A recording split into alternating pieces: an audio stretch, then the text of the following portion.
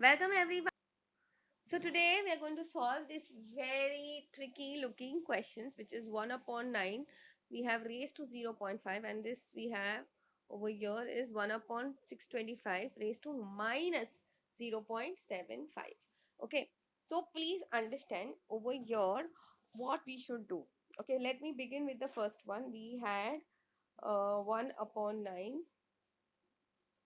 raised to 0 0.5.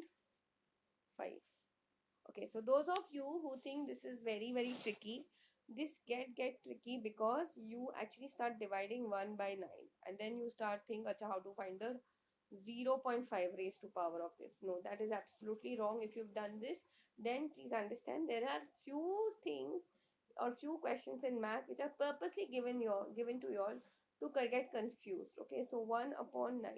Now let's write 0 0.5 as a fraction. That gets you 5 upon 10. Now if you see, this gets reduced 5 ones are and 2s are. So this is 1 upon 9, the whole raised to half. Now please understand, a raised to half is also nothing but just root of a. Okay. So basically what you're trying to do is square root of 1 upon 9. And as we know, the answer for that one is just 1 upon 3. And it is not equal to plus minus 1 upon 3. I am literally mentioning this in almost all my videos. Why is it like that?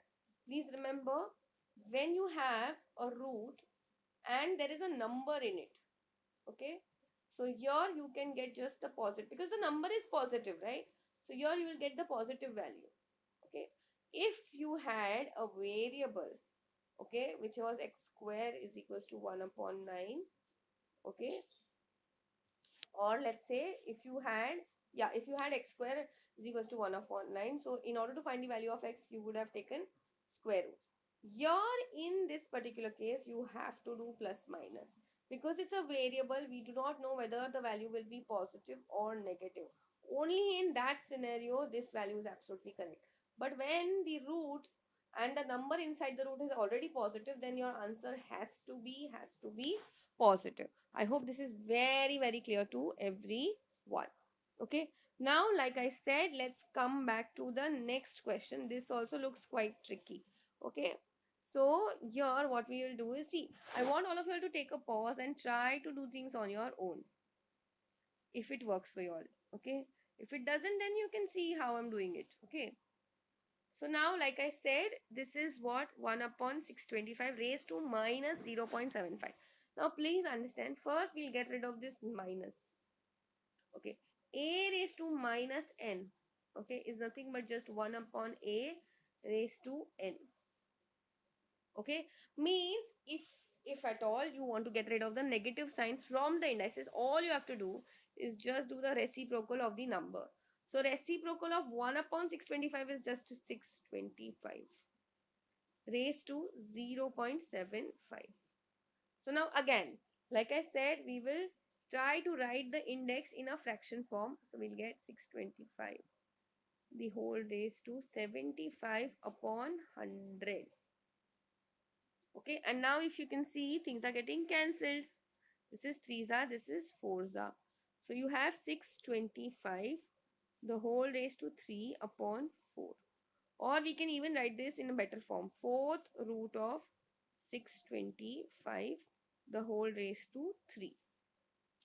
Okay. Now again, let's write this over here again. So 6 fourth root of 625 the whole raised to 3. Okay. Now please understand, 25 square is 625 as we all know. And 25 is nothing but what? 5 square. So 5 square the whole square gets you 625. So can I say 5 raised to 4? Because these obviously these two powers get multiplied. So 5 raised to 4 gets you 625. Okay, so using the same logic, I can write this fourth root of, instead of 625, I'll write 5 raised to 4 and the whole raised to 3. Now if you see, the fourth power and the fourth root will cancel. So I'm just left with what? 5 cube, and final answer for that one is just 125. I hope this is very clear to everyone. So now time for your DIY. Please tell me what will be the answer for 0 0.6. Oh, sorry, my bad.